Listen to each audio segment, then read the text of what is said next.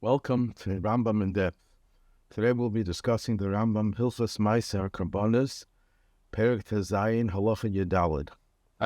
Middle of the Halacha, the Rambam says, Mi shenodar vayisnadeb, someone who contributes yayin haba b'fnei atzmai, wine that comes independently. There's wine that was poured together with Korbanos, and there's wine that a person brings independently as a separate offering of wine.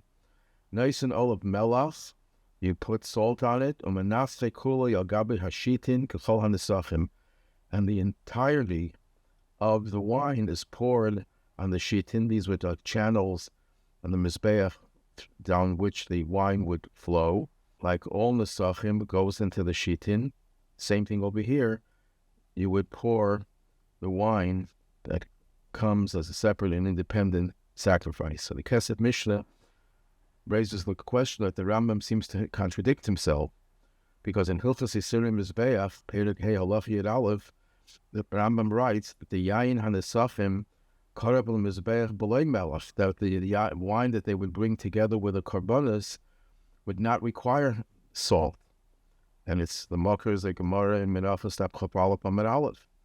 So why over here, when the Sofim comes separately, not together with a Korban, why over here does it require Melach?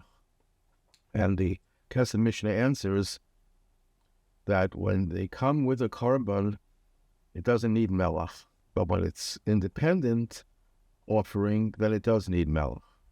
So what's the difference? So the Rebbe explains in Toras Menachem that when it's together with a Korban, it's not an essential aspect of the Korban. It's not a real Korban by itself. It's only an appendage to the Korban. So it doesn't require the same requirement of Melach as a real Korban. But when you bring wine by itself, that is the Korban, and therefore it needs Melach.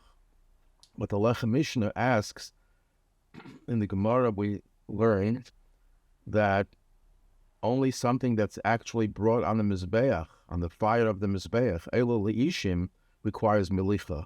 That's why the Yayin Nesachim doesn't require Melicha, because it doesn't go on the fire.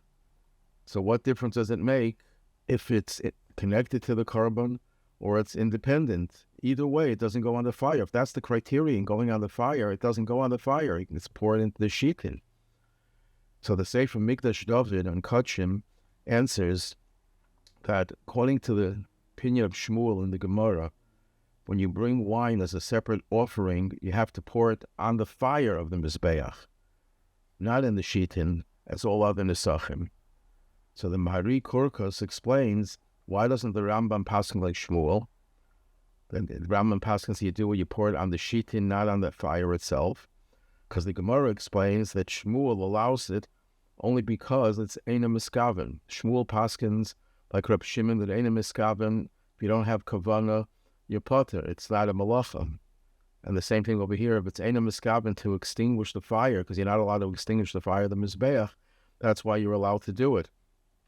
But the Rambam holds that the maskana is that when it's Psik Reisha, when it's inevitable that it's going to cause the extinguishing of the fire, then there's no heter to do it. So that's why you have to pour it on the shitin. So the Mikdash David says, since the prohibition of pouring wine on the fire is from an external reason, it's because of the danger of it extinguishing the fire, but be'etzem, it should go on the fire on the Mizbeach. So therefore, you have to put the Melach on the wine, like any other mincha that goes on the Mizbeach.